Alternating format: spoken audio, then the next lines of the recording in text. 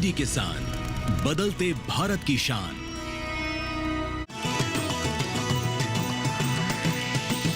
DD किसान, बदलते भारत की शान।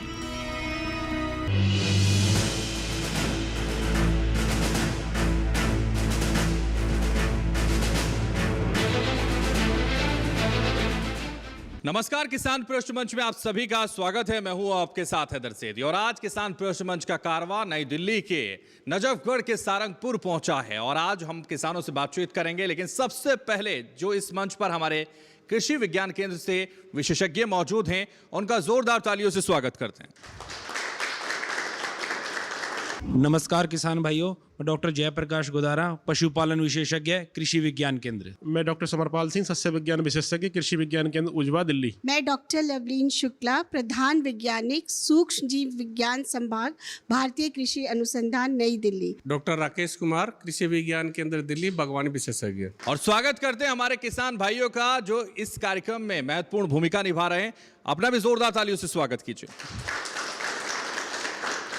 और देखिए, जिस तरह से किसान पृष्ठ मंच अलग अलग राज्यों में अलग अलग जगहों पर जाकर हमारे किसानों के साथ चर्चा करता है और हमारे विशेषज्ञ उनको दूरदर्शन किसान की तरफ से किसान कप से नवाजते हैं, साथ ही हम उनको लगातार प्रेरित भी करते हैं खेती करने के लिए और जानकारी भी देते हैं हमारे विशेषज्ञों द्वारा। तो आज भी इस मंच पर हम चर्चा करेंगे और आज का हमारा जो विषय है वो रसायन मुक्त खेती है। रसायन मुक्त खेती पर हम चर्चा करेंगे और समझेंगे कि उनकी जानकारी कितनी है और वो किस तरह से जानकारी को आगे रखते हैं, ये भी समझाने की कोशिश इस मंच के द्वारा हम करेंगे। किसान पृष्ठ मंच सीजन 2 पर हम उनसे बातचीत करेंगे और सवाल पूछेंगे। सबसे पहला सवाल हम आपसे पूछेंगे, आप हाथ उठाएंगे और बताएंगे, और अगर आपने सही जवाब दिया तो जो हमारे एक्सपर्ट्स यहाँ मौजूद हैं वो आपको किसान कप से सम्मानित करेंगे। तो बिना देरी किए सवाल हम पूछते हैं। सबसे पहला सवाल है, प्राकृतिक खेती क्या है? ये आपको बताना, बहुत ही आसान सा प्रश्न मैंने आपसे पूछा है, तो आप हाथ उठा लीजिए और हम आते हैं।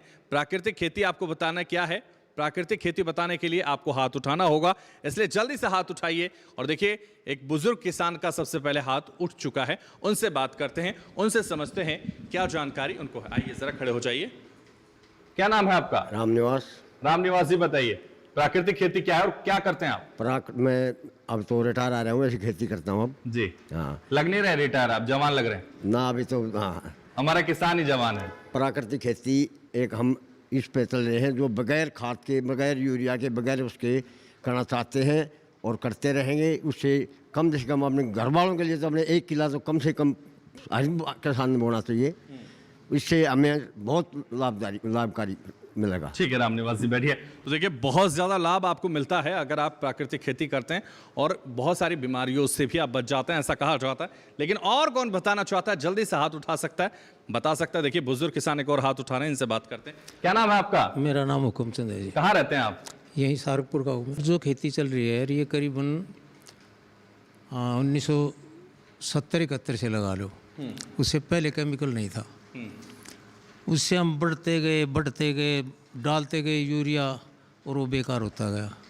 अब वो हमारे लिए मुश्किल है कि हमें खाना क्या खा रहे हैं हम, और हम जो फसल बिकती है ना उसमें क्या हालात है देश की। सबसे बड़ी बात ये है। अब वही प्राकृतिक के ऊपर अगर हम आते हैं तो शायद हो सकता है हमारी उपज कम हो जाए, लेकिन फ़ायदा तो इंसानियत को तो होगा ही। ठीक है, प्राकृतिक खेती अगर हम करते हैं तो खेती जरूर कम हो सकती है। हाँ। लाभ कम हो सकता है, लेकिन हाँ। इंसानियत को उसका फायदा होगा। हाँ। ये आप कह रहे हैं। बैठिए। देखिए, बहुत अच्छी बात आप कह रहे हैं। और भी लोगों से बात करते हैं और भी लोगों से समझते हैं। आप जरा एक युवा हैं, जरा खड़े हो जाइए। हाथ आपने नहीं उठाया हालांकि, लेकिन हमने आपको उठाया है। जी, नाम क्या है आपका? नमस्कार, मैं सुमित डागर सर। सुमित डागर, क्या करते हैं? मैं प्राकृतिक खेती करता हूँ सर। तो बताने से इतना हिचकिचा नहीं, मैं हिचकिचा नहीं रहा था। मैं अपने और बुजुर्गों को मौका दे रहा था कि वो जवाब दें, और अच्छा लगता है हमें कि हमारे सभी युवाओं को तो आगे होना चाहिए, बिल्कुल हम हमेशा परेशान करेंगे। अरे नहीं, परेशान नहीं करें, हमारे बड़े हम उनसे सीख रहे हैं। प्राकृतिक खेती आप कैसे करते हैं, जरा बताइए। प्राकृतिक खेती, इसके नाम में ही छुपा हुआ है ये खेती क्या है। जैसे प्राकृतिक हमने नाम लिया, तो प्रकृति द्वारा जो हमें चीजें प्राप्त होती हैं उनसे जो खेती की जाती है उसको प्राकृतिक खेती कहते हैं। इनमें किसान जो भी चीज़ तैयार करेगा अपने घर पे तैयार करेगा। जैसे उसके पास नीम है, गाय है, गुड़ है, ये सभी चीज़ें उसके खेत में तैयार होती है, उसको प्रोसेस करता है, उसी से वो खेती करता है। इसको प्राकृतिक खेती कहा जाता है। इसके बहुत सारे लाभ है। इससे किसान की जो है लागत कम होती है, उसका खर्चा बचता है, उसका खर्चा बचता है और उसकी जो आय है वो डबल होती है। जिस तरीके से भारत सरकार ने इसमें कहा था कि किसान की आय डबल होगी, वो इसी तरीके से होगी जब हम प्राकृतिक खेती करेंगे। उसमें हमारा खर्चे कम होंगे, जो हम बाहर से फर्टिलाइजर खरीदते थे उसकी लागत कम आएगी और हमारी फसल ज़्यादा अच्छी होगी और उसके दाम अच्छे मिलेंगे। तो ये प्राकृतिक खेती की लागत है। ठीक है, तो देखिए सुमित डागर बता रहे हैं प्राकृतिक खेती। कोई और भी बताना चाहता है तो जल्दी से हाथ उठा सकता है, बता सकता है प्राकृतिक खेती आखिर क्या है। और अगर नहीं बताना चाहता तो हम चलते हैं हमारे एक्सपर्ट्स, हमारे विशेषज्ञों के पास। वो आपको बताएंगे प्राकृतिक खेती से क्या लाभ होता है, प्राकृतिक खेती क्या है।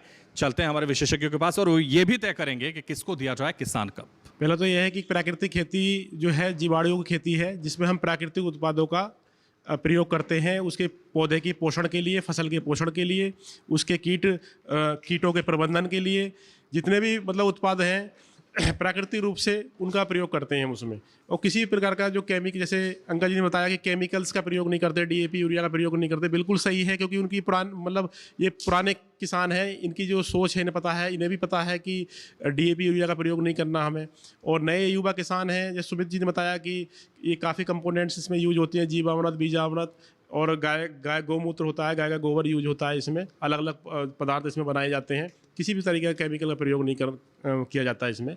तो सुमित जी जो हैं इनका जो आज के ज़माने के हिसाब से नए युवा हैं, तो उस हिसाब से जो सटीक जो मतलब उसकी जो डेफिनेशन है कि बिना उसके जो मतलब केमिकल के और गाय के जो पदार्थ हैं उनका प्रयोग करना, गुड़ बेसन इन सब का प्रयोग करना, उनका आंसर ठीक है सुमित जी का। तो देखिए सुमित ने सही आंसर दिया है हमारे विशेषज्ञों के अकॉर्डिंग, इसलिए जोरदार तालियां सुमित के लिए बजाइए। आइए सुमित, आइए, आपको दिया जाता है किसान कब से नवाजा जाता है, क्योंकि आपने दिया है सही जवाब। आ जाइए, इधर आ जाइए, इतने शर्माइए मत। जोरदार तालियां इनके लिए एक बार फिर से।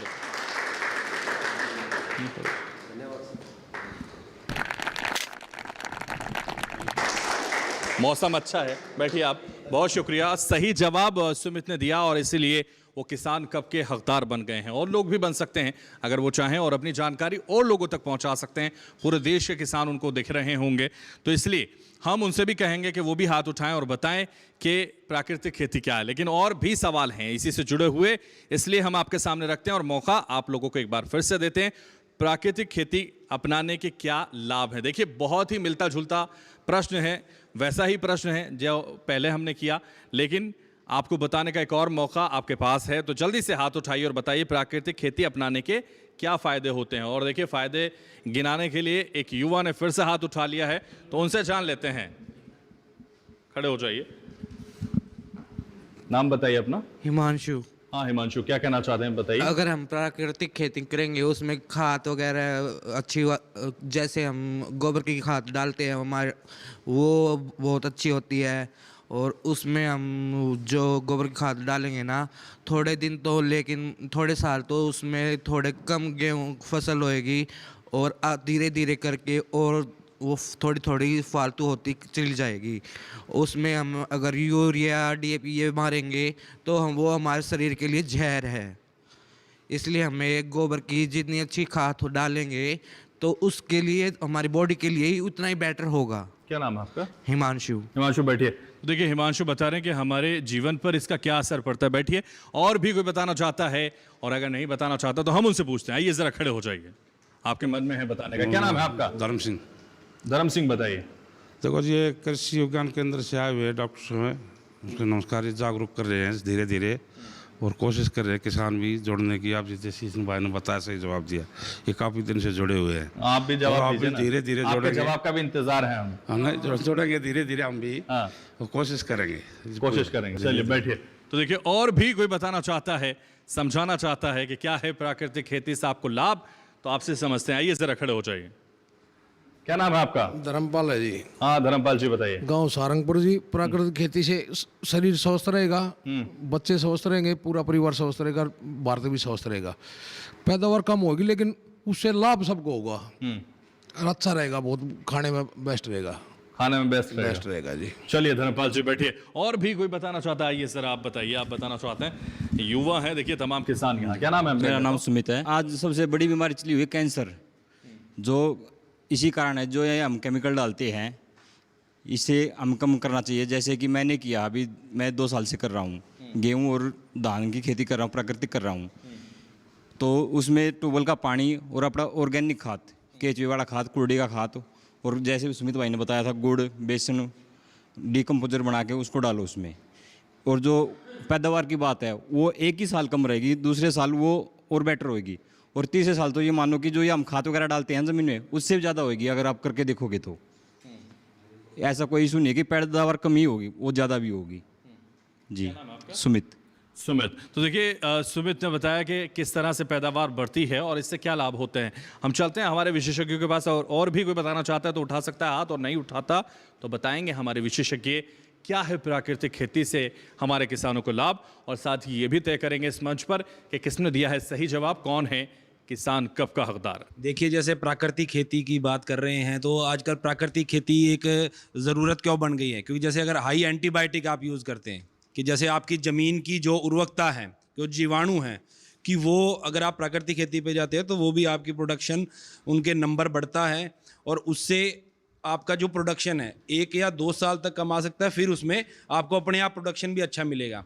और वही खाद्य पदार्थ हम यूज़ कर रहे हैं, तो इसका एक आगे आने वाला जो एंटीबायोटिक रेजिड्यू की जो ह्यूमंस के अंदर वो चीज़ आ रही है, तो प्राकृतिक खेती अगर आप यूज़ करते हैं और आपके जो प्राकृतिक उत्पाद हैं तो वो कहीं ना कहीं घूम फिर कर आपके शरीर में भी आएंगे, तो आपको भी वो बीमारियों से बचाते हैं। तो प्राकृतिक खेती करना इसलिए काफ़ी लाभदायक भी है। और जो हमारे युवा ही अच्छा जवाब दिया इन्होंने, सुमित जी की पूरा बताया कि किस तरीके से हमें क्या क्या उसमें डालना चाहिए, कि जैसे बेसन है, गाय की गोबर की खाद है, क्योंकि जो देसी गाय का गोबर होता है उसमें जीवाणुओं की संख्या भी काफ़ी मात्रा में होती है, कि जो हमारी ज़मीन के लिए काफ़ी अच्छी है। तो सुमित जी का काफ़ी सटीक जवाब रहा। आइए सुमित, जोरदार तालियां सुमित के लिए एक बार फिर से बजा दीजिए, क्योंकि लगातार इस मंच पर सुमित बाजी मार रहे हैं। आइए इधर, जोरदार तालियां एक बार फिर से। बहुत शुक्रिया, सही जवाब आपने दिया और इसीलिए किसान कप के हकदार बन गए हैं। लेकिन देखिए हमारे साइंटिस्ट इतने सारे यहाँ इस मंच पर मौजूद हैं, किसान प्रश्न मंच पर। मैं मैडम से कहूँगा ज़रा वर्बली तौर पर हमारे किसानों को बताइए, एक संदेश दीजिए प्राकृतिक खेती से जुड़ा हुआ, और बताइए कि प्राकृतिक खेती कितनी ज़रूरी है हमारे जीवन में। सभी किसान भाई जितनी भी अभी यहाँ बात हो रही है वो फसल का उत्पादन पे लाभ देख रहे हैं। प्राकृतिक खेती का सबसे मूल मंत्र है आपकी मिट्टी का सुधार, क्योंकि रासायनिक खादों और रसायनों का प्रयोग करके हमारी मिट्टी जो है बंजर हो गई है, इसलिए आप जो भी लगाते हैं उतना ही पा रहे हैं। तो अपनी मिट्टी की उर्वरा शक्ति को बढ़ाने के लिए हम वापस प्राकृतिक खेती में आए हैं। और प्राकृतिक खेती जैसे आप कह रहे हैं जहर मुक्त खेती, रसायन मुक्त खेती है, और किसान हमारा अन्नदाता है। आप सब जो है प्राकृतिक खेती करिए या रसायन मुक्त खेती करिए और आगे बढ़िए, लेकिन जैसा खाए अन्न वैसा रहे तन। तो इसलिए आपको वो जो यूरिया, पोटाश और जितना आपने इंसेक्टिसाइड वगैरह है, अब उसको धीरे धीरे कम करना है और आराम से जो है पहले आधा एकड़ फिर 1 एकड़, क्योंकि प्राकृतिक खेती करके आप ये मत सोचिए कि एकदम से मेरा फसल उत्पादन बढ़ेगा। उसको सस्टेनेबल, उसको आधारित बनाने के लिए आपको धीरे धीरे अपने खेत को प्राकृतिक बनाना है। तो देखिए जो हमारे विशेषज्ञ हैं वो आपको बता रहे हैं, जोरदार तालियां उनके लिए बनती हैं, क्योंकि उन्होंने एक बेहद महत्वपूर्ण बात कही है, जैसा खाएंगे अन्न वैसा होगा तन। तो इस तन को सुधारने के लिए और तंदुरुस्ती को बढ़ाने के लिए आपको प्राकृतिक खेती की तरफ बढ़ना होगा, और इसीलिए इस पर चर्चा हम लगातार कर रहे हैं इस मंच पर। और देखिए जब प्राकृतिक खेती की बात की जाती है तो फायदे ज़रूर गिनाए जा रहे हैं इस मंच पर, और उसको अपनाने की बात भी कही जा रही है, लेकिन उसकी शुरुआत कैसे करें, उसी से जुड़ा हुआ सवाल, प्राकृतिक खेती की शुरुआत हम कैसे करें, ये आपको बताना है, ये आपको समझाना है। क्योंकि बहुत सारे लोग ये सोचते हैं प्राकृतिक खेती से कोई लाभ तो हो नहीं रहा, लेकिन प्राकृतिक खेती की शुरुआत हमको कैसे करनी है यहाँ इस मंच पर आपको बताया जाएगा। लेकिन उससे पहले ये प्रश्न है, प्राकृतिक खेती की शुरुआत कैसे करें। तो आप लोगों ने कैसे प्राकृतिक खेती की शुरुआत करी, जरा अपने अनुभव साझा कीजिए और हाथ उठाइए और इस प्रश्न का उत्तर दीजिए। प्राकृतिक खेती की शुरुआत कैसे करें ये आपको बताना, जल्दी से हाथ उठाइए और बताइए और किसान कप के हकदार बन जाइए। तो प्राकृतिक खेती की शुरुआत कैसे करें ये आपको बताना है, और हाथ वहां से उठा है। और देखिए एक चाचा हैं यहाँ, इनसे बात करते हैं, जरा खड़े हो जाइए। क्या नाम है आपका? राजेंद्र। राजेंद्र जी, क्या करते हैं? जमींदारा। जमींदारा, कौन सी खेती करते हैं, क्या करते हैं? गेहूं की। गेहूं की खेती करते हैं। अच्छा, यहीं के रहने वाले हैं? यहीं के। तो कुछ तो बताइए कैसे खेती करते हैं, जरा हमारे किसान देख रहे हैं पूरे देश के। खेती आपको भाई कोल्डी गेरते हैं देसी, ठीक, यूरिया पूरिया नहीं गेरते। तो प्राकृतिक खेती कैसे करें, कैसे शुरुआत करें उसकी? बस ये खाद थे, वो है गोबर गाय की थी। ठीक है, खाद से करें। ठीक है, बैठिए। देखिए एक और जो युवा है जो हाथ उठा रहे हैं, आइए जरा खड़े हो जाइए, आप बताना चाह रहे हैं, आइए खड़े हो जाइए। नाम बताइए पहले। सर हिमांशु। हाँ हिमांशु, बताइए क्या कहना चाह रहे हैं? जैसे हम घर पे सब्जियां बोते हैं, एक छोटी क्यारी बनाते हैं, उसमें हमें पहले ट्राई मारना चाहिए कैसी सब्जियां और कैसे नहीं। उसमें हमने गोबर का ही इस्तेमाल करना चाहिए, गोबर की खाद का। अगर अच्छी खेती हो रही है तो हमने उसमें भी गेहूं में भी डालना चाहिए, तो उस प्रकार ही हमारी अच्छी खेती हो सकती है। ठीक है, बैठिए हिमांशु। देखिए प्रयास आप लगातार कर रहे हैं हिमांशु, और एक बुजुर्ग किसान जो हाथ सबसे पहले उठाते हैं उनसे बात करते हैं। नाम बताइए पहले। राम निवास है जी। हाँ राम निवास। मैं एक प्लॉट में बोता हूँ 2 साल से, मतलब बगैर खाद के। उसके जो शुरुआत कैसे करें? शुरुआत पहले तो सबसे पहले तो गाय का मूत्र, उसमें गोबर, थोड़ा गुड़ 500 ग्राम, थोड़ा बेसन, उसको घोल बना के और कई दिन तक उसको हलाते रहो, घोलते रहो। और कई दिन मतलब 10 दिन भी लग रहा है यही बना हाँ, हाँ, मैं बनाता था। मेरे प्लॉट में भी है, आलू है, प्याज है, टमाटर है। 2 साल से मैं अपने उसमें प्लॉट में लगा रहा हूँ मैं। हाँ, अब भी वहाँ पे आलू है, प्याज है, टमाटर है और पालक, ये कई चीज़ बोता हूँ। ठीक है। हाँ, उसमें फिर उसका घोल बना के जैसे पानी देते हैं, उसमें थोड़ा थोड़ा एक वो जो घोल बनाते हैं उसमें एक वो लगाते हैं नाली ही, उसमें ज़रा हाथ पानी देते सेम, उसको थोड़ा थोड़ा खोल दो ताकि वो सारे के घूमता रहे। ठीक है, हाँ, बैठिए। हाँ। तो इस तरह से आप प्राकृतिक खेती की शुरुआत कर चुके हैं। और भी कोई बताना चाहता है प्राकृतिक खेती के बारे में तो बता सकता है। और देखिए इनसे बात कर लेते हैं, उसके बाद आपके पास आते हैं। जरा इधर आ जाइए, आप इधर आ जाइए। नमस्कार किसान भाइयों, मैं राजेश कुमार, कृषि प्रसार अधिकारी, कृषि इकाई विकास विभाग दिल्ली से। तो किसान भाइयों, जैसे प्राकृतिक खेती की शुरुआत है तो शुरुआत बिल्कुल सही समय है। आप गेहूं कटने के बाद प्राकृतिक खेती की शुरुआत सबसे पहले जो हमारे बुजुर्ग करते थे, हरी खाद, इसमें आप ढैंचा लगा सकते हैं आराम से। दाल वाली फसल में दिक्कत है तो यहीं से आप शुरुआत कर सकते हैं। और जीवामृत, घन जीवामृत, और इसके लिए सबसे पहले एक गाय की ज़रूरत होगी, जिससे हम उसके गाय का गोबर और उसका मूत्र से जीवामृत बनाते हैं, घन जीवामृत बनाते हैं। और यहीं से हम प्राकृतिक खेती की शुरुआत करेंगे। हर सिंचाई पर 200 लीटर हमें जीवामृत अपने खेत में पहुंचाना है। और फसल का जो भी अवशेष है अन्न के अलावा सारा खेत में छोड़कर वहीं उसकी कंपोस्टिंग करके, और बाहर से हमें कोई भी पोषक तत्व लगाने की जरूरत नहीं है। ठीक है, तो बाहर से कोई पोषक तत्व लगाने की जरूरत नहीं है। आइए जरा, आपने हाथ उठाया था, आपसे बात करते हैं। क्या नाम है आपका? नमस्कार सर, मेरा नाम गुलशन कुमार है।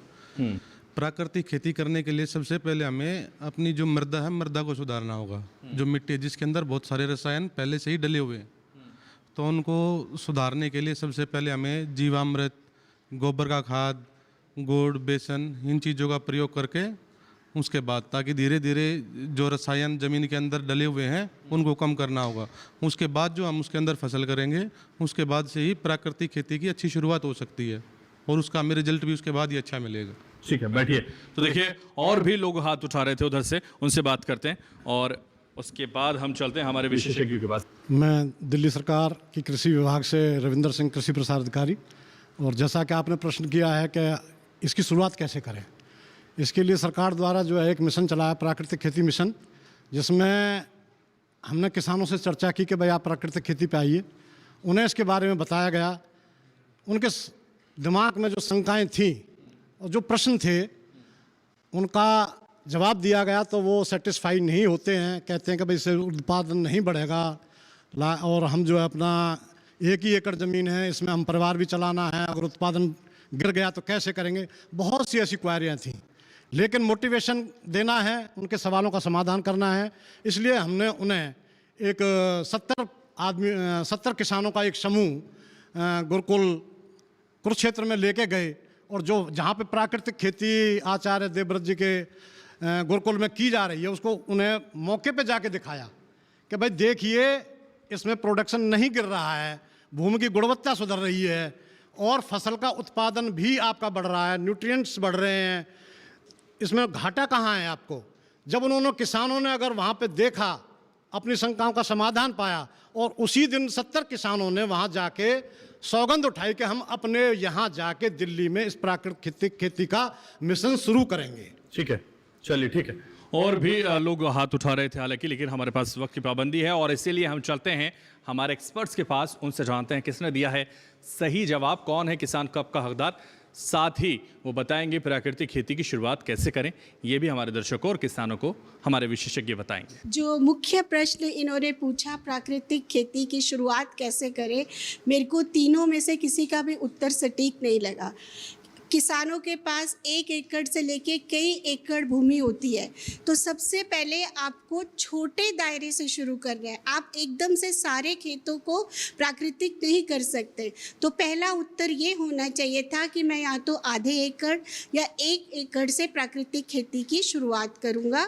जब 1 एकड़ में आपको सफलता मिलेगी तब आप धीरे धीरे उसका बढ़ावा करेंगे। तो ये सटीक उत्तर था। तो इसलिए दोनों अधिकारियों ने आपको कैसे करना है, क्या करना है वो तो बता दिया, पर सही शुरुआत मेरे मायने में ये होनी चाहिए कि आप छोटे पैमाने से लेके, जब जैसे हम लोग भी करते हैं कोई चीज़ की शुरुआत करते हैं, पहले थोड़ा बनाते हैं, थोड़े में जब मेरे को प्रवीणता आ जाती है, मेरे को होता है कि हाँ मैं सब कुछ सही तरीके से कर सकती हूँ और इसमें लाभ होगा, तब आप धीरे धीरे आगे बढ़िए।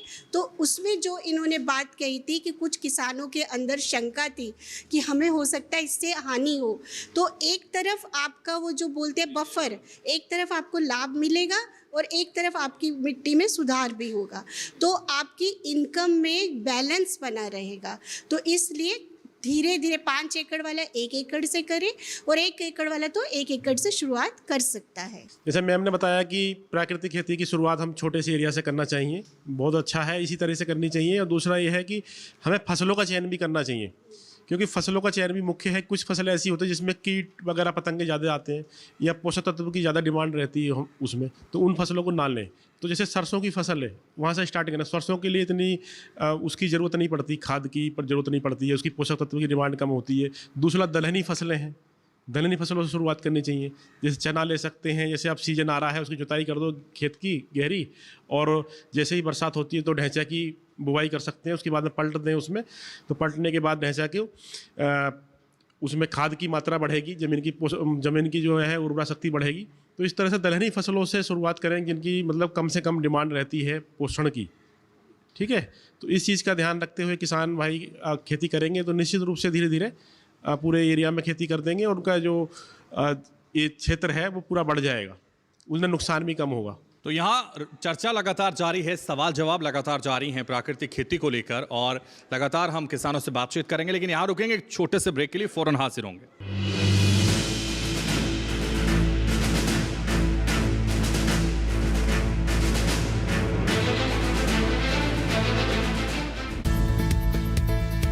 किस फसल की क्या है चाल, किस मंडी का क्या है हाल, उतरते चढ़ते भाव का असर, आयात निर्यात का क्या है असर, कैसा रहेगा आगे बाजार, बताएंगे मंडियों के जानकार। देखिए मंडी खबर सोमवार से शनिवार शाम 5 बजे सिर्फ दूरदर्शन किसान चैनल पर।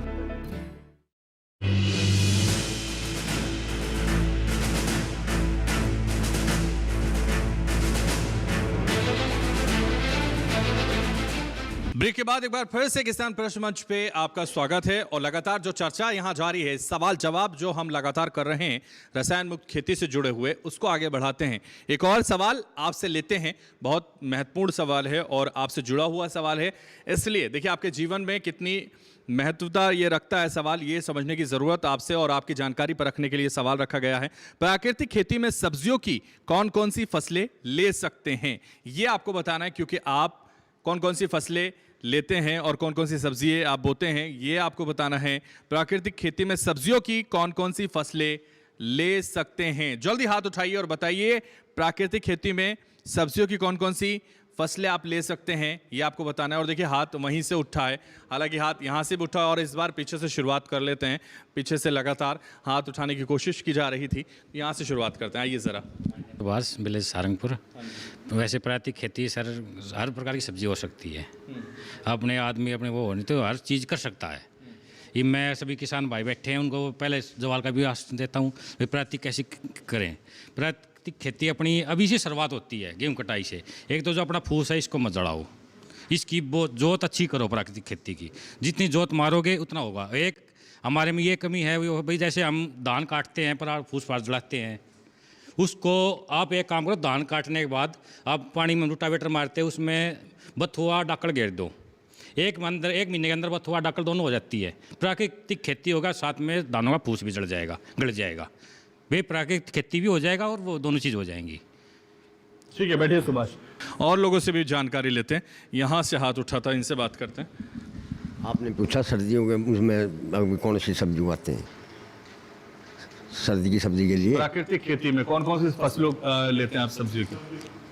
आलू, मटर, टमाटर, बताऊ, सरसों का साग, ज़्यादातर यही बोलता हूँ मैं तो। ठीक है, बैठिए। तो देखिए और भी लोग हाथ उठा रहे थे, इधर से हाथ उठा रहे थे। आइए सर, नाम बताइए पहले। गुलशन कुमार। हाँ, गुलशन बताइए। सर प्राकृतिक खेती में सभी प्रकार की हम जो फसलें हैं वो सब्जियां वो उगा सकते हैं। इसमें सभी प्रकार की पत्तेदार सब्जियां हो गई, घिया है, तोरी है, बताऊ है, करेला है, जो भी जिस हरी सब्जियां जितनी भी है उनको तो हम बहुत अच्छे तरीके से और बहुत कम खर्चे में, बहुत कम लागत में और सदियों से उगाते भी आ रहे हैं।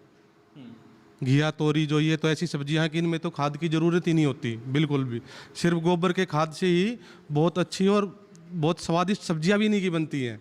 जो हम बाज़ार से और रासायनिक जो सब्जियां लेते हैं उनके स्वाद में और इनके स्वाद में भी और फ़र्क पड़ता है। ठीक है, स्वाद में भी फर्क पड़ता है और किस तरह से वो लेते हैं। लगातार बता रहे हैं कौन कौन सी फसलें वो सब्जियों की लेते हैं प्राकृतिक खेती में, वो बताया। लेकिन चलते हैं हमारे विशेषज्ञों के पास, वो आपको बताएंगे बेहतर तरीके से इसका जवाब, और साथ ही वो ये तय करेंगे किसे दिए हम किसान कब। किसान भाइयों, जो हम सब्जियों की खेती की बात करते हैं तो उसमें सबसे ज़्यादा अगर हम बात करें तो जो रासायनिक खादों और रासायनिक जो दवाओं का प्रयोग होता है वो सब्जियों में ही होता है।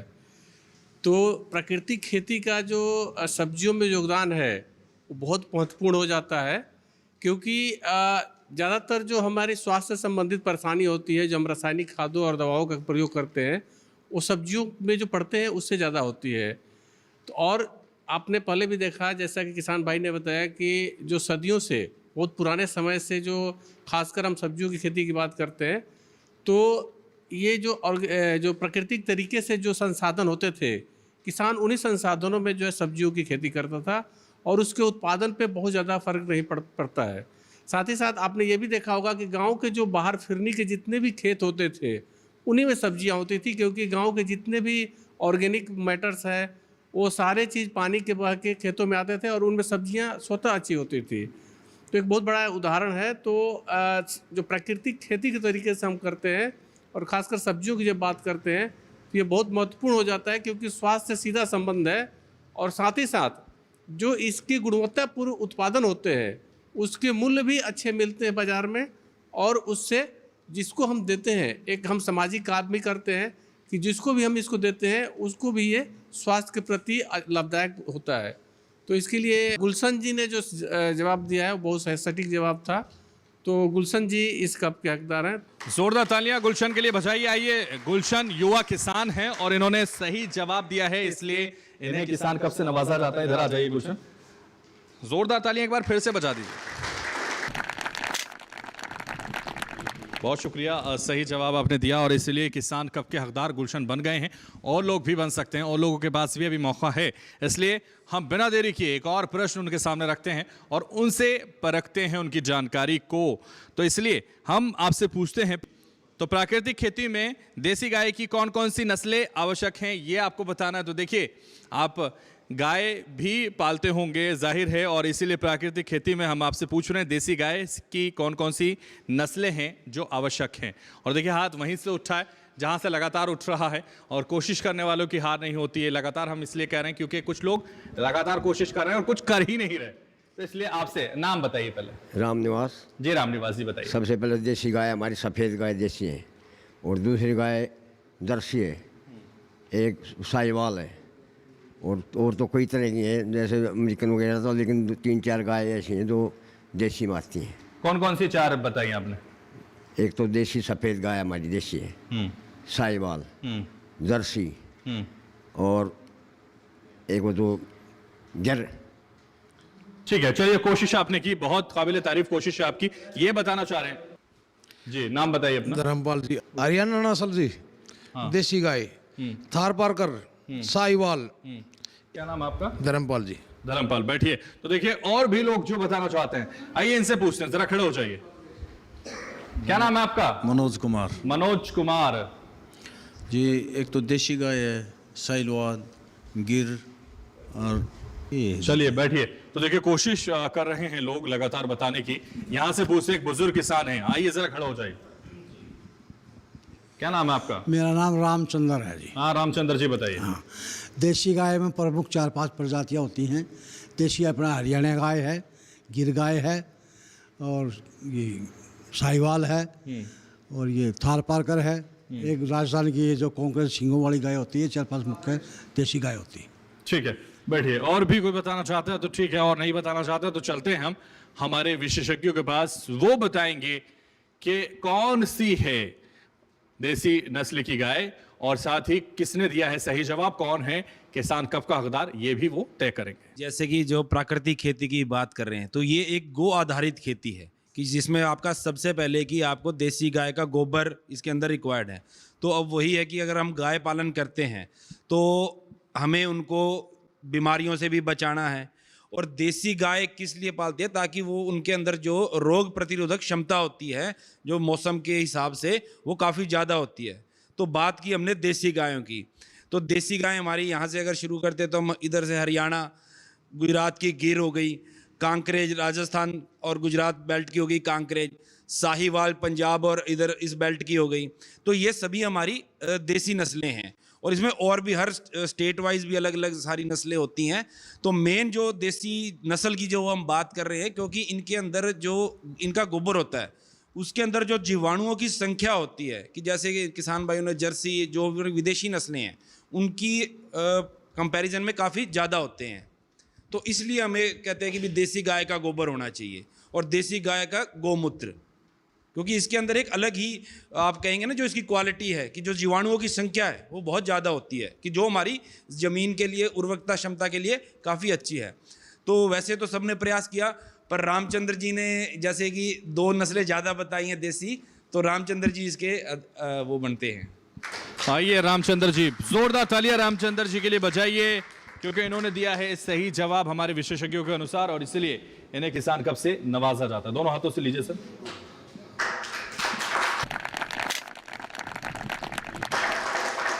बहुत शुक्रिया, सही जवाब इन्होंने दिया और इसलिए किसान कप के हकदार बन गए। अब कुछ ही प्रश्न हैं जिसके हकदार बनने के लिए किसान कप के आपको भी प्रयास करना चाहिए। जो लोग नहीं कर रहे हैं वो भी कोशिश करें, तो हो सकता है वो भी किसान कप के हकदार बन जाएं। तो इसलिए हम आगे बढ़ते हैं और इसी से जुड़ा हुआ एक और प्रश्न लेते हैं, और प्रश्न है हरी खाद का महत्व क्या है? हरी खाद का महत्व क्या है ये आपको बताना है। किस तरह से आप खेती कर रहे हैं हरी खाद की, ये आपको बताना है। तो जल्दी से हाथ उठाइए और बताइए। आपने हाथ उठाया, चलिए आपसे पूछते हैं, आइए जरा। सर, जो हरी खाद होती है मेन तो वो होती है कि उसको बोने के बाद कम से कम 50 दिन के बाद उसको हमें जोतना चाहिए। अगर हम उसको पहले ही जोत देंगे तो उसका कोई फ़ायदा नहीं होगा जब तक उसकी जड़ों में गांठ नहीं बन जाएगी। उसका फ़ायदा ही जब होगा जब उसकी जड़ों में गांठ बन जाएगी, और उससे जो ये खेत में नूनी वगैरह आती है इसकी कमी होगी, ये ख़त्म करेगी इस चीज़ को। और जो DAP यूरिया हम डालते हैं उसकी भी कमी दूर करेगी, उसको भी हम कम मात्रा में डाल सकते हैं। ठीक है, बैठिए। और भी कोई बताना चाहता है तो जल्दी से हाथ उठा सकता है और बता सकता है कि हरी खाद का क्या महत्व है। और अगर नहीं उठाना चाहता तो हम आपको उठा लेते हैं और हम आपसे पूछते हैं। आइए जरा हर प्रश्न का उत्तर देते हैं, आप इसका भी दीजिए। जैसे हमने शुरू में गेहूं कटाई कर दी और फिर उसमें उसे कल्टीवेटर से जोत दी और उसमें डाचा भगा दिया, और डाचा भगाने के बाद में पानी दे दिया। पानी देने के बाद में जब वो डाचा जितना हो जाता है उसको फिर पानी में रोटावेटर से बांध देते हैं। कोशिश आप कर रहे हैं, चलिए ठीक है, बैठिए। और भी कोई बताना चाहता है, कोई युवा बताना चाहता है, आइए आपसे पूछते हैं क्या है हरी खाद का महत्व, क्या है हरी खाद, जरा बताइए। नाम बताइए पहले। मैं सुमित डागर जी। हरी खाद जैसे कि हम बात कर रहे हैं कि वो खाद है जो हमारे ज़मीन में कई तरह के पोषक तत्व बढ़ाती है। जैसे कि हम अपने खेतों में NPK डालते हैं ना, नाइट्रोजन पोटेशियम फास्फोरस डालते हैं, तो उसी का एक सब्स्टिट्यूट है, उसी का एक विकल्प है हरी खाद हमारे पास, जो कि जैविक तरीके से हमारे खेतों में डालेगी। और उसका उचित समय यही है किसान भाइयों, जो अब हमारे खेत तैयार हैं तो उसमें आपको क्या करना, जैसे हम ढांचे का जिक्र बार बार कर रहे हैं, तो ढांचा जो है वो दलहनी फसलों के रूप में आता है, क्योंकि उसकी जड़ों में एक बैक्टीरिया पनपता है जिससे कि उसमें गांठें बनती है और नाइट्रोजन बनती है, और उसके बहुत ज़्यादा फायदे होते हैं। वो जब पनपता है तो उसके आसपास के जितने सूक्ष्म जीवाणु होते हैं वो एक्टिवेट होते हैं, और जब हम ट्रैक्टर से उसको बहा देते हैं तो उससे क्या होगा, जड़ से नाइट्रोजन हुआ, ऊपर से फास्फोरस और पोटास उसने दिया। अगली जब आप फसलें लगाएंगे तो वो बेहतरीन होती हैं। ढांचे के साथ साथ आप इसमें मूंग का भी फसल ले सकते हैं। जैसे जो धान के किसान अपने जो सारंगपुर गांव है धान की खेती करते हैं, तो मैं आपको कहना चाहूँगा मूंग की खेती लीजिए। मूंग से क्या होगा, तो आपकी आय बढ़ेगी और वही काम वो करेगी। मूंग आपने तोड़ ली, उससे आपकी आय बढ़ी, आपने मूंग बेची, आपका पैसा आया, और मूंग ने भी आपका नाइट्रोजन फास्फोरस फिक्सेशन किया, और उसके बाद आप अपनी धान की खेती कीजिए, उसमें बहुत ज़्यादा लाभ आपको मिलेगा। ठीक है, बैठिए सुमित डागर। तो देखिए, ये प्रयास किया इस युवा ने सही बताने का, लेकिन हमारे विशेषज्ञ कितने सहमत हैं, चलते हैं विशेषज्ञों के पास, और साथ ही ये भी वो तय करें कि कौन है किसान कब का हकदार, और बेहतर जानकारी भी इसकी वो हमारे दर्शकों को देंगे इस प्रश्न की। है कि जो हरी खाद है, हरी खाद की जो बात हुई थी, तो हरी खाद में जैसे ढैंचे की बात करते जाता है किसान भाई, क्योंकि दिल्ली क्षेत्र में पानी भी खारा है और मिट्टी में भी खारापन है।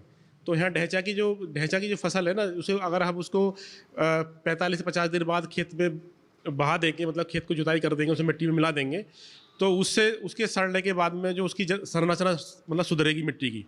और दूसरा यह है जीवाश्म की मात्रा उसमें बढ़ेगी, क्योंकि जो ढैंचा की फसल है उसमें वो बताया, जैसे सुमित जी ने बताया था कि इसमें किसी जड़ों में गांठें होती हैं, नाइट्रोजन जो वायुमंडल की है उसे स्थिरीकरण करती है ज़मीन में, और इसका जो डिकम्पोजिशन बहुत तेज़ी से होता है ज़मीन के अंदर, क्योंकि इसमें ये लेग्यूम्स फसल है, दलहनी फसल है, तो ये सड़ती भी बहुत जल्दी है, और जितनी जल्दी सड़ेगी उतने ही उस सड़ाने के लिए उसके बैक्टीरिया की आवश्यकता होती है। तो बैक्टीरिया उसमें मतलब काफ़ी काम करते हैं, ज़्यादा से ज़्यादा बैक्टीरिया मतलब बनते हैं उसमें। तो इस हिसाब से देखें कि अब जिक्र आया था बीच में, जैसे किसानों ने जवाब दिया था कि मूंग की फसल भी हरी खाद में ले लेते हैं। तो मूंग की फसल जब हरी खाद में लेंगे तो एक तो यह है कि मूंग की फसल बुवाई कर दी किसान भाइयों, जैसे गेहूं कटाई करना है उसके बाद में मूंग की बुवाई कर दी।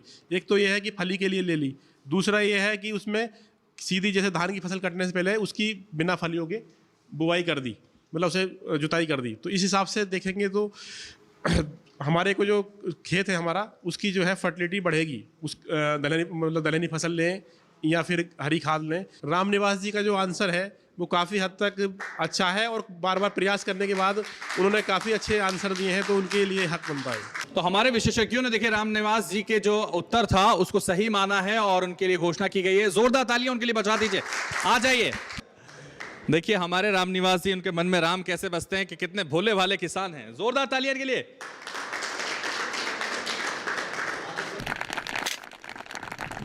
देखिए, और कोशिश करने वालों की हार इसलिए नहीं होती, हम बार बार कह रहे थे। बहुत शुक्रिया आपका, बैठिए आप। तो देखिए लगातार जो प्रश्न है इस मंच पर जारी है, लेकिन यहां रुकेंगे एक छोटे से ब्रेक के लिए, फौरन हाजिर होंगे।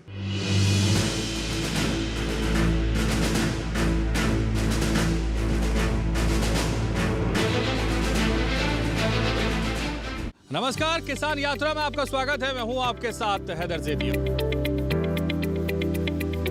हम समझेंगे कि कितने विकास के पथ पर हैं हमारे किसान।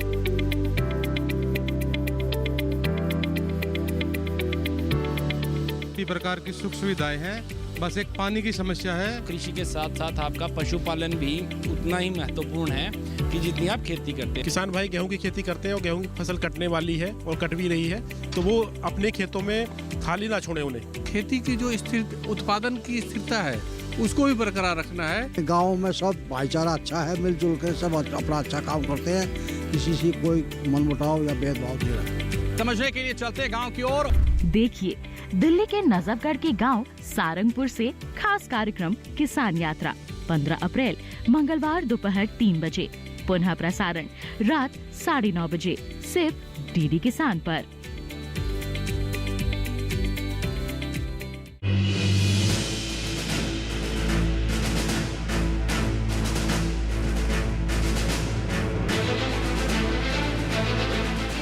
तो ब्रेक के बाद किसान प्रश्न मंच में एक बार फिर से आपका स्वागत है। और देखिए अंतिम सेशन इस मंच का है, और योजना से जुड़े हुए सवाल हम इस पर लेंगे और योजना है प्रधानमंत्री किसान सम्मान निधि योजना। प्रधानमंत्री किसान सम्मान निधि योजना क्या है ये आपको बताना है, तो जल्दी से हाथ उठाइए। प्रधानमंत्री किसान सम्मान निधि के बारे में बताइए, क्या है इस योजना के बारे में आप क्या जानते हैं, जल्दी से हाथ उठाइए और बताइए। तमाम युवा यहाँ बैठे हुए हैं, उनसे पूछते हैं, जरा खड़े हो जाइए आप। प्रधानमंत्री किसान सम्मान निधि योजना क्या है? प्रधानमंत्री किसान सम्मान निधि योजना ये है जिसमें पर वर्ष लगभग 6,000 रुपये किसान को प्रधानमंत्री की तरफ से उनके डायरेक्ट उनके अकाउंट में दिए जाते हैं। तो इससे क्या फायदा होता है? उससे किसानों को ये फायदा होता है कि उनको जैसे कि खाद की जरूरत होती है, बीजों की जरूरत होती है, उस टाइम पे किसान को बाहर से, मंडी से या जो साहूकारों से ऋण लेना पड़ता है, अब नहीं लेना पड़ता। क्या नाम है? गुलशन। गुलशन कुमार। बैठिए गुलशन। तो देखिए और भी बुजुर्ग हैं, उनसे पूछते हैं, जरा आप खड़े हो जाइए। प्रधानमंत्री किसान सम्मान निधि के बारे में बताइए जरा, और नाम बताइए अपना। मेरा नाम हुकुमचंद है। हुकुमचंद, बताइए हुकुमचंद जी। प्रधानमंत्री सम्मान निधि योजना 60 साल से ऊपर के लिए चली है। अच्छा। और वो इसीलिए चलाई है कि भाई जो भी हो कुछ ना कुछ बुजुर्गों को मदद मिले। ठीक है, डायरेक्ट उनके अकाउंट में आए। ठीक, छोटा पैसा है जो वो 16 रुपये रोज का है, तो उनका कम से कम गुजारा, बहुत गरीब हो उनका चल जाए। ठीक है, बैठिए। तो देखिए गुजारा हमारे गरीब किसानों का चले। आइए सर आपसे पूछते हैं, खड़े हो जाइए। क्या नाम है आपका? धर्मपाल जी। हाँ धर्मपाल, बताइए। अच्छी स्कीम है जी, 6,000 रुपये दे रहे हैं हर किसान को, जो भी किसान छोटा हो या बड़ा हो सभी को दे रहे हैं। कुछ ना कुछ परसेंट तो किसान को फायदा मिल ही रहा है। ठीक है, तो देखिए किसानों को फायदा मिल रहा है। जरा आप खड़े हो जाइए, बताइए प्रधानमंत्री किसान सम्मान निधि योजना के बारे में। मनोज कुमार। हाँ, ये जी मतलब ये छोटे किसानों के लिए मतलब खाद बीज के उसके फायदे के लिए दे रहे हैं साल में 6,000 रुपये, भाई किसान को कुछ लाभ मिला है। ठीक है, बैठिए। तो किसानों को लाभ के लिए इस योजना को चलाया जा रहा है। और भी कोई बताना चाहता है, लेकिन हम अगले प्रश्न में उनसे पूछेंगे। लेकिन फिलहाल चलते हैं हमारे विशेषज्ञों के पास, उनसे जानते हैं प्रधानमंत्री किसान सम्मान निधि योजना क्या है और उससे का कितना लाभ हमारे किसानों को पहुंच रहा है। साथ ही ये भी वो तय करें कि किसने इस मंच पर सही जवाब दिया। कैलाश जाखड़, कृषि विज्ञान केंद्र उजवा, कृषि प्रसार विशेषज्ञ। किसान भाइयों, पीएम किसान सम्मान निधि भारत सरकार की मार्च 2019 में शुरुआत की गई और इस योजना का प्रमुख उद्देश्य था कि लघु और सीमांत वर्ग के किसानों को फाइनेंशियली वित्तीय सहायता की मदद से उनको सालाना 6,000 रुपये और हर 4 महीने में 2,000 रुपये की किस्त के रूप में उनको किसानों को डायरेक्ट ट्रांसफ़र करना, उनके डायरेक्ट खाते में ट्रांसफ़र करना। इस योजना का फ़ायदा किसान लघु और जो सीमांत वर्ग के किसान थे वो अपने सीजन के समय पे उन पैसों से किसान जो सीजन के समय पे उच्च गुणवत्ता युक्त अच्छी गुणवत्ता के बीज, अच्छी गुणवत्ता की खाद, अच्छी गुणवत्ता की दवाइयाँ और विभिन्न प्रकार के विश्वविद्यालय एवं कृषि विज्ञान केंद्रों के माध्यम से तकनीकी वैज्ञानिकों से सहयोग लेके, भारतीय कृषि अनुसंधान परिषद के संस्थानों से सहयोग लेके उनके गुणवत्ता युक्त अपनी सामग्री उत्पाद इनपुट खरीद सकते हैं। इसलिए भारत सरकार की एक बहुत अच्छी योजना है।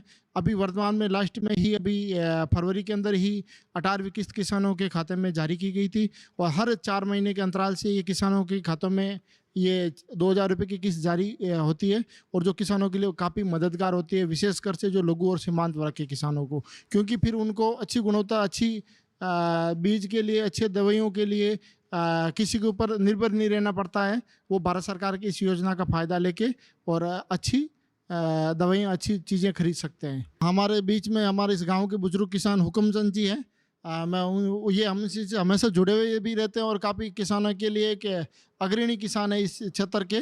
मैं ये कप के हकदार श्री हुकुमचंद जी है।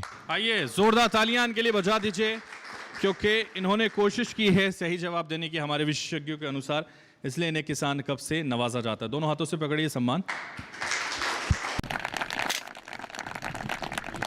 बहुत शुक्रिया, सही जवाब आप देने की कोशिश आपने की और इसलिए आपको नवाजा गया किसान कप से। इस मंच पर अंतिम प्रश्न हम आपसे पूछ रहे हैं और अंतिम प्रश्न है, प्रधानमंत्री किसान सम्मान निधि योजना की अब तक कौन सी किस्त आई है, ये आपको बताना है। जल्दी से हाथ उठाइए और बताइए कि कौन सी किस्त आई। और देखिए हाथ सबसे पीछे से उठा है, तो सबसे पहले पीछे से ही अंतिम पंक्ति में बात करते हैं, उनसे समझते हैं कि कौन सी किस्त उनको अब तक मिली है। आइए जरा नाम बताइए। रामचंद्र, ये तो अभी बताया 18वीं किस्त वही है। अब आपने तो सुना अंतिम पंक्ति तक, आगे वालों ने सुना कि नहीं सुना या नकल भी कर पाते कि नहीं, ये 18वीं किस्त आ चुकी है अभी ठीक है। 18 किस्त आपको 18 किस्त मिल चुकी हैं? मेरे को नहीं मिलती है, लेकिन जिसको मिलती है 18 मिल चुकी है। अच्छा, 18 किस्त आ चुकी हैं। चलिए ठीक है, तो देखिए 18वीं किस्त अब तक आ चुकी है, ये उनका कहना है। और भी कोई बताना चाहता है और विस्तार से कोई बताना चाहता है तो जल्दी से हाथ उठा सकता है और बता सकता है और हम उनसे समझेंगे। लेकिन आइए पहले आपसे बात, 18वीं किस्त आई है। हम इस सवाल को टिपिकल बनाएंगे ना। 18वीं किस्त तो आ चुकी है, लेकिन कितना पैसा आ चुका है? 18 दूनी 36,000 रुपये आगे जी, 36,000 आ गया। तो ये आपने देखिए ये इंक्रीज किया है इसमें, तो कहीं ना कहीं आपने बेहतर कोशिश की है। चलिए और लोगों से भी पूछते हैं। आइए जरा आपसे पूछते हैं, क्या नाम है? मनोज कुमार। मनोज कुमार जी, 18वीं किस्त आ चुकी है, 36,000 रुपए आ चुके हैं। कब से योजना की शुरुआत हुई? 2019 से शुरुआत हुई। तो देखिए ये नई चीज निकल कर सामने आई है जो आपको जानकारी है। बैठिए, तो चलते हैं हमारे विशेषज्ञों के पास, वो बताएंगे हमें कि किसने दिया है सही जवाब और किसकी कोशिश सबसे लाजवाब। ये तय करेंगे हमारे विशेषज्ञ और साथ ही वो ये भी बताएंगे कि इस योजना से की कौन सी किस्त आ चुकी है, अब तक कब इसकी शुरुआत हुई, क्या इसका फायदा पहुंच रहा है हमारे किसानों को। चलते हैं विशेषज्ञों के पास।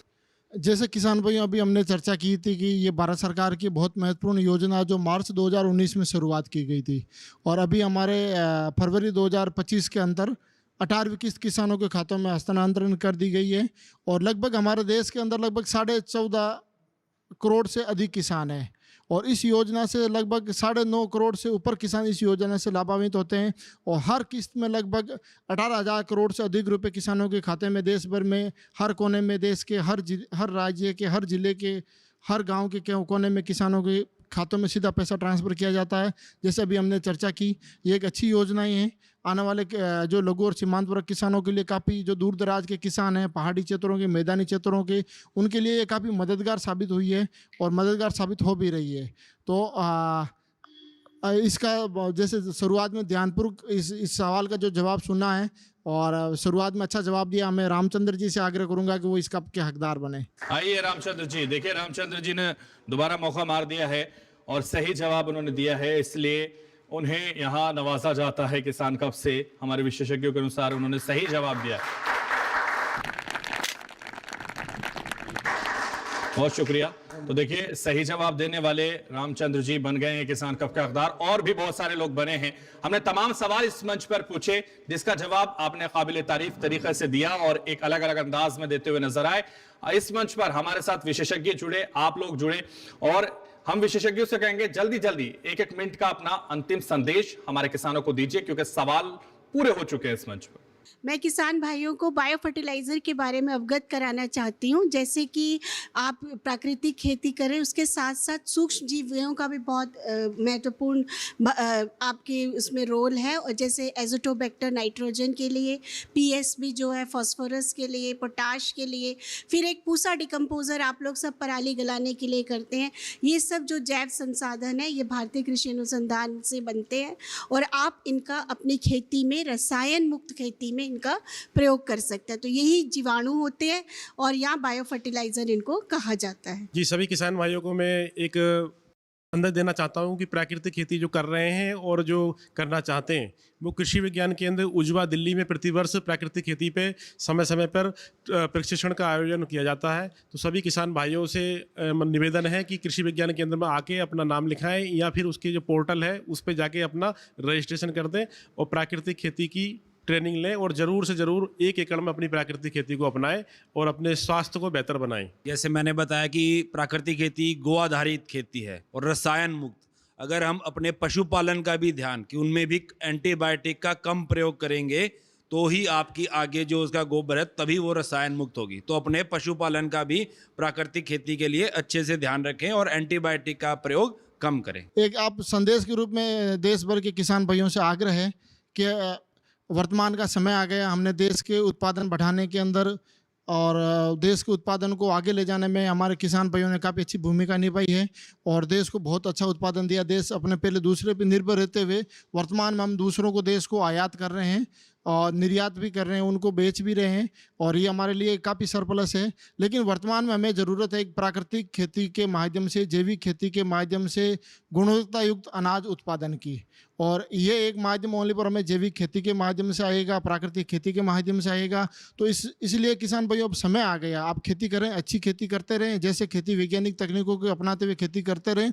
इस प्रोग्राम के माध्यम से, भारतीय कृषि अनुसंधान परिषद के संस्थानों के माध्यम से, कृषि विज्ञान केंद्र के माध्यम से आप 1 एकड़ के अंदर अपने परिवार के लिए, अपने खुद के आने वाले जनरेशन के लिए, बच्चों के लिए 1 एकड़ में प्राकृतिक खेती की शुरुआत करें।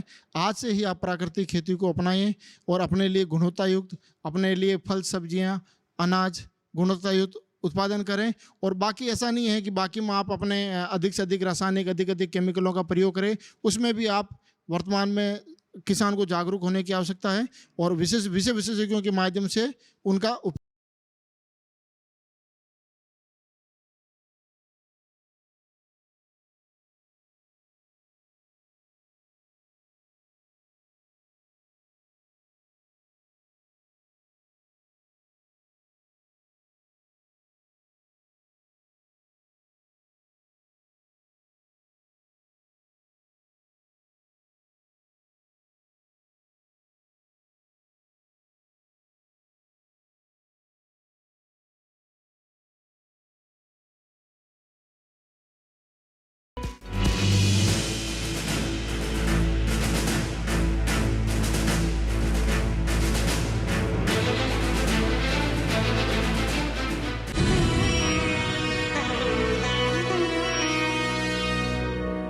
देश विदेश में हुए ऑडिशन में